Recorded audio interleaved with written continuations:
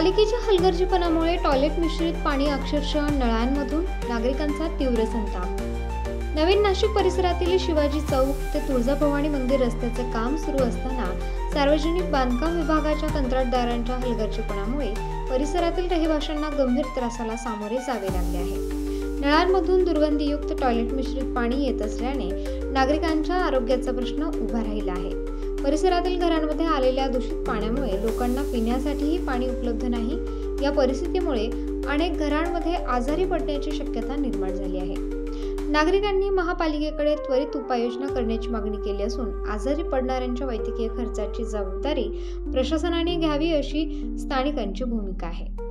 जर प्रशासनाने दुर्लक्ष केले तर स्थानिकांनी तीव्र आंदोलन छेडण्याचा इशारा दिला आहे।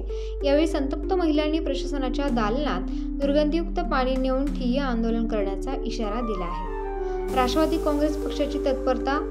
राष्ट्रवादी काँग्रेस पक्षाचे नाशिक शहर सरचिटणीस कृष्णमामा काळे यांनी स्थानिकांच्या मागणीवर त्वरित प्रतिसाद देत महापालिकेचे पाणी पुरवठा, ड्रेनेज आणि बांधकाम विभागाचे अधिकारी व कर्मचारी घटनास्थळी बोलावले। अधिकाऱ्यांनी लवकरात लवकर काम पूर्ण करण्याचे आश्वासन दिले आहे। यावेळी गायत्री जगताप, स्वाती कवठे, विद्या भालेराव, शेख बाबी, हर्षदा चव्हाण, सोनारताई, सानपताई, जाधवताई, राऊत, किशोर, समधादिया आणि परिसरातील नागरिक मोठ्या संख्येने उपस्थित होते। यावर नागरिकांनी अनेक मागण्या केल्या आहेत।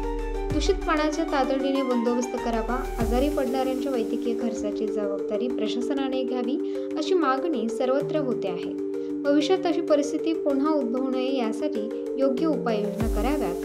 प्रशासनाने या समस्येकडे तातडीने लक्ष दिले नाही तर स्थानिकांचे आंदोलन तीव्र होईल। या समस्येवर महापालिकेने तत्परतेने तोडगा काढणे गरजेचे आहे।